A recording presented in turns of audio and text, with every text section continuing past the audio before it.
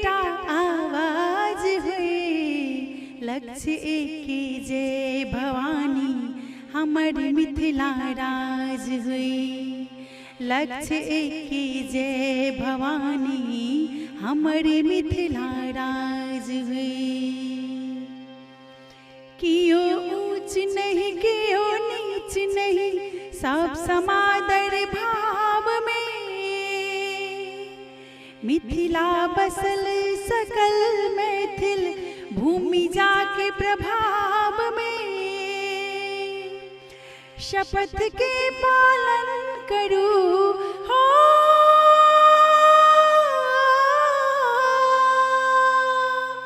शपथ के पालन करू नहीं, आपसे विवाद हुए। जय भवानी लक्ष्य एके हमर मिथिला राज हुई। हमर मिथिला राज हुई, हमर मिथिला राज हुई।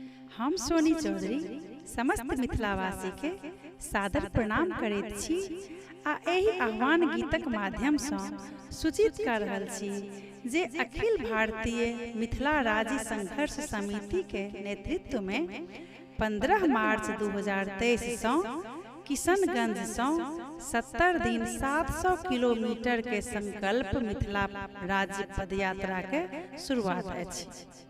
सनातनी आ शाश्वत मिथिलाक पहचान एवं सर्वांगीण विकास लेल मैथिली भाषा के संरक्षण आ संवर्धन लेल मैथिल के नैतिक मूल्य लेल ई संकल्प यात्रा आहूत अछि।